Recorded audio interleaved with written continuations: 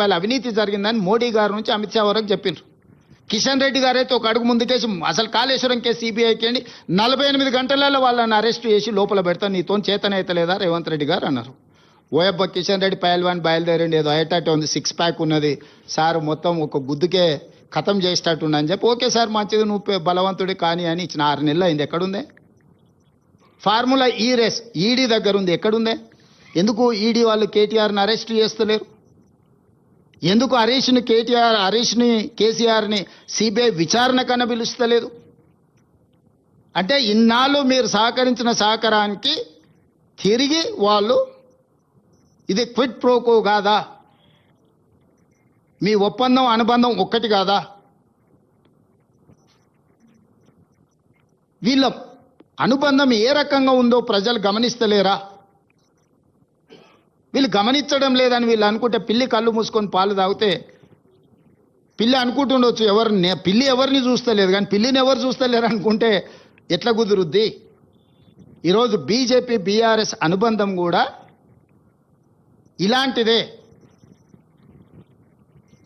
కాబట్టి BRS vote అడిగే అర్హతనే లేదు, నైతికత సంగతి చాలా దూరం, అసలు ఓటు అడిగే అర్హతనే లేదు. ఇంకా ముఖ్యమంత్రి గారు ప్రతిపక్షంలో ఉండాలనుకుంటున్నారు.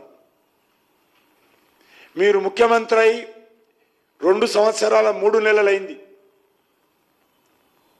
అనేక రకాల హామీలు ఇచ్చి అధికారంలోకి వచ్చారు.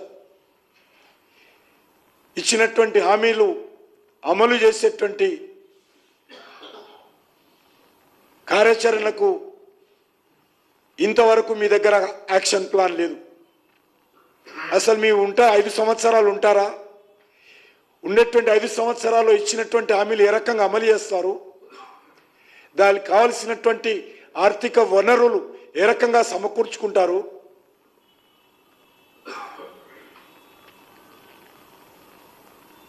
ముఖ్యమంత్రిగా ప్రమాణ స్వీకారం చేసిన మరుసటే హామీలు అమలు చేస్తామన్నారు. 6 గ్యారెంటీలకు 12 నెలల కాలం ఇచ్చారు. ఈరోజు 27 నెలలుగా వస్తూ ఉంది.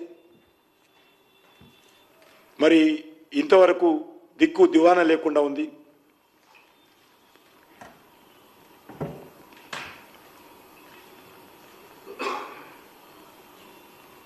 ఇటీవల ముఖ్యమంత్రి గారు ఉన్నత విద్య కోసము, ఉత్తమమైన పరిపాలన కోసము, ప్రపంచ స్థాయి నాయకత్వం కోసము హార్వర్డ్ వెళ్ళొచ్చారు. అందరూ అనుకున్నారు వెళ్ళొచ్చిన తర్వాత నన్న వ్యవహారం మారుతుందేమో, బుద్ధి మారుతుందేమని. కానీ కొండ నాలుకకు మందేస్తే ఉన్న నాలుక పోయినట్టుగా హార్వర్డ్ నుంచి వచ్చిన తర్వాత కూడా, ఉన్నత విద్య చదివిన తర్వాత కూడా హార్వర్డ్లో ముఖ్యమంత్రులు ఏం మార్పు రాలా.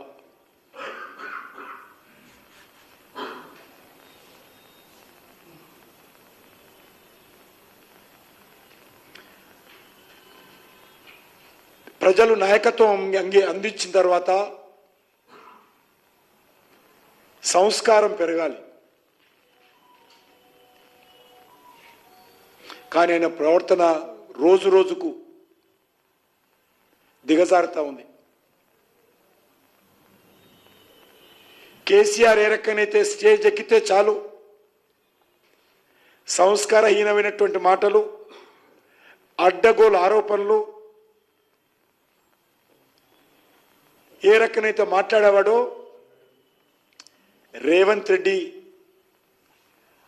అప్పటి కేసీఆర్ ఉపన్యాసాలతో పోటీ పడతా ఉన్నాడు.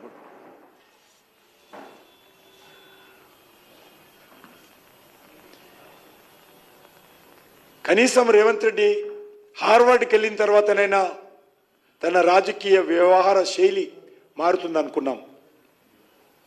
కానీ తెలంగాణ ప్రజల దురదృష్టకరము, గత 12 సంవత్సరాలకు పైగా ఈ రకమైనటువంటి 2 ముఖ్యమంత్రులు రావడం. ఇలాంటి ముఖ్యమంత్రులను భరించాల్సిన పరిస్థితి తెలంగాణ ప్రజలకు తెలంగాణ రాజకీయాలకు రావడం.